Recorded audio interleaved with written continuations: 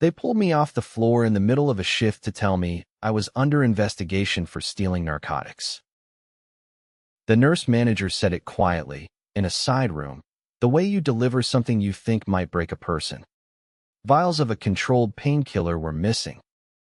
The count had come up short across several nights. My nights.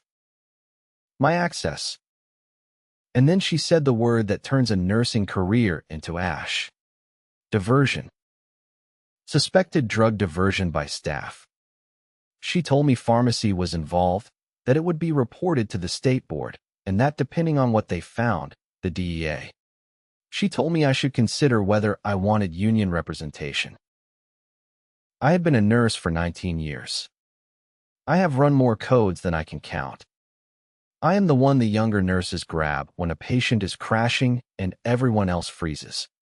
And I stood in that little room and understood that all 19 years of that could end with a charge that I was a thief and an addict, stealing the medication out of my own emergency department. The person who had actually been stealing it was the man who pointed them at me. His name was Brett. He was a charge nurse on my shift, mid-30s, well-liked, the kind of competent that buys a lot of trust. What nobody knew yet was that Brett had a problem, and the problem needed feeding, and the painkillers in our automated cabinet were the supply. He had been pulling vials and walking them off the unit for months. And when the count finally came up short badly enough to trigger an investigation, he needed the discrepancy to land on someone who was not him. So he helped administration understand the situation. The shortages fell on my shifts, he pointed out. I had full cabinet access, of course. And, he mentioned gently, I was a single mother with a kid who had just started college, working every double I could get, under the kind of money pressure that makes people do things they normally wouldn't. He even offered the detail that would make it all hang together.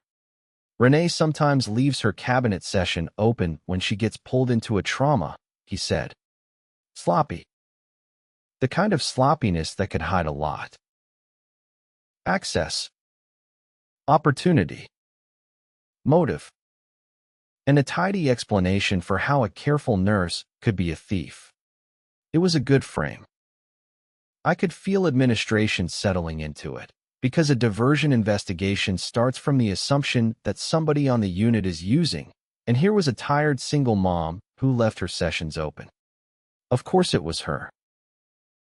I almost drowned in the way innocent people drown, which is by protesting. I almost stood there listing my 19 years, my record, the codes I had run, swearing I had never so much as taken a pen that wasn't mine. All true. None of it proof. A diversion board does not weigh your character. Addicts have spotless records right up until they don't. My word was worth nothing in that room. But I knew something about the cabinet that Brett, for all his cleverness, had not thought hard enough about. The automated cabinet that dispenses every controlled drug on our unit does not just track what comes out. It takes a fingerprint. Every single pull. You do not get a vial of a narcotic out of that machine with a password or a badge or an open session. You get it by putting your finger on the reader every time, for every removal. And the cabinet logs all of it. The exact drug, the exact quantity, the time to the second, the patient it was pulled for, and the fingerprint-authenticated identity of the person whose hand was on the machine. On top of that, the electronic medication record tracks whether a drug that was pulled actually got charted as given to a patient or properly wasted with a second nurse witnessing. A pull with no administration and no witnessed waste is the fingerprint of theft. The detail Brett used to frame me was the exact detail that cleared me. Because it does not matter if I leave my session open. An open session does not pull a drug. Every individual vial still requires a fresh fingerprint on the reader. The machine does not care whose session is open. It cares whose finger is on it. I went to my union rep, who had the standing to pull the records I could not get alone. We requested the cabinet transaction log for the missing vials and the medication record cross-reference. It was not close. Every one of the missing vials had been pulled on a fingerprint. None of those fingerprints were mine. They were Brett's. His finger, on the reader, on the exact transactions that had vanished from inventory. And several of those pulls were time-stamped during windows when I was documented, with a time-stamped trauma code record and 3 co-signing staff, working a crashing patient on the complete opposite side of the department. I could not have been at that cabinet. The code record said so, the co-signers said so, and the cabinet itself said someone else's finger pulled the drug. And the medication record finished it. Brett's pulls of the missing vials had no matching administration to any patient and no witnessed waste. The drugs came out of the machine on his fingerprint and then simply ceased to exist in the record. That is not sloppiness. That is the signature of diversion, and it was stamped, biometrically, with his identity, not mine. Here is the part one will keep. The hospital convened a formal diversion review. Pharmacy, nursing administration, the compliance officer, my union rep, and Brett, who came in calm, ready to be sympathetic about me again. My rep asked to put 2 things on the screen. The cabinet's biometric transaction log and the medication administration record beside it. He walked the room through the missing vials one at a time.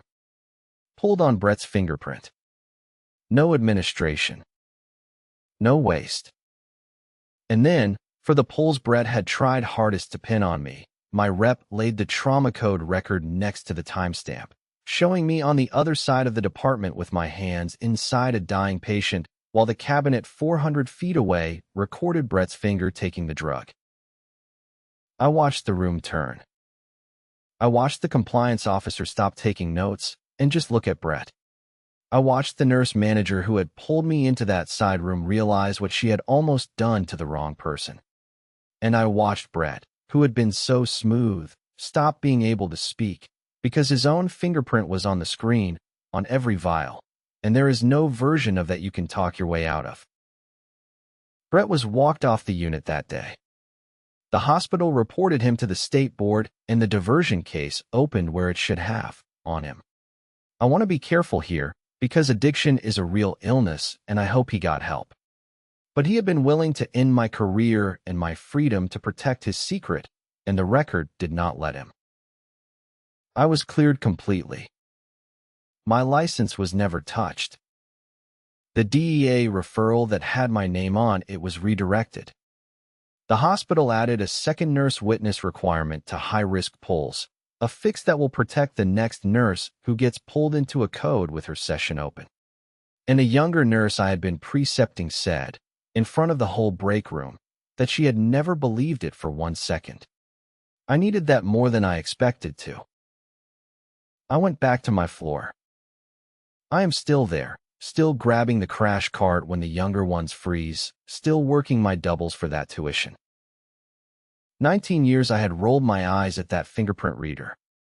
Put your finger here, put your finger there, scan, witness, cosign, for every tablet, 100 times a shift, slowing me down when a patient needed me now. I called it a waste of time more mornings than I can count. And then a man tried to make me the thief to cover himself, and it was that same relentless, humorless machine, demanding a fingerprint for every single pull, that knew exactly whose hand had been on it the whole time. The system was never built to protect me. But it did not lie. And when I needed it to say whose finger it was, it said his.